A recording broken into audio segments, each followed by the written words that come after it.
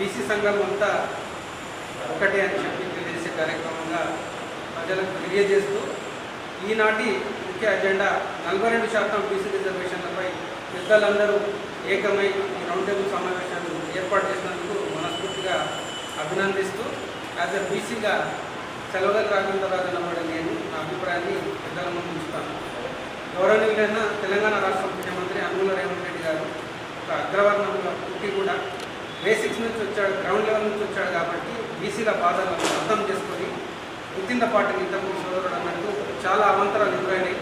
మీరు ఇట్లా తీసుకొస్తే ఒక 19% ఓసీలకు అన్యాయం జరిగే అవకాశం ఉందని కూడా వారు చాలామంది ఒత్తిళ్లను ఎదుర్కొని కూడా ఇనిషియేట్ సొంతంగా తీసుకొని ఈరోజు మనకు గొప్ప అవకాశాన్ని ఇచ్చే విధంగా అంటే పార్టీ పరంగా, కాంగ్రెస్ పార్టీ పరంగా, ప్రభుత్వ పరంగా కూడా ఒక ఆర్డినెన్స్ తీసుకొచ్చి రాబోయే రోజులలో కేంద్ర ప్రభుత్వాన్ని గవర్నర్ గారి ద్వారా పంపించే ప్రయత్నం చేస్తూ ఉన్నాం. దీంట్లో టెక్నికల్ సమస్యల గురించి చాలామంది మేధావులు మాట్లాడుతూ ఉన్నారు.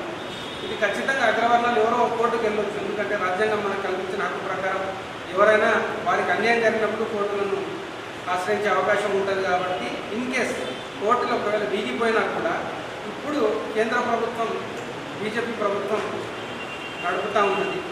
ఇక్కడున్న ఎంపీలు కానీ అంటే మన తెలంగాణ రాష్ట్రంలో 8 మంది ఎంపీల మీద, 8 మంది ఎమ్మెల్యేల మీద మన బీసీ సంఘాల పెద్దలు, మన గౌరవనీయులైన వెట్టికాడు సీనన్న గారు ఏదైతే సూచించి మన సంఘంలో బీసీ సంఘం పెద్దలు అందరినీ చేర్చున్నారో వారందరూ బీసీలను సపోర్ట్ తీసుకొని ఈ ఎంపీల ఇళ్లకు, ఈ ఎమ్మెల్యేల ఇళ్లపై వినతి పత్రాలు ఇచ్చి ఇక్కడ కాంగ్రెస్ ప్రభుత్వం చేయాల్సిన పని చేసింది.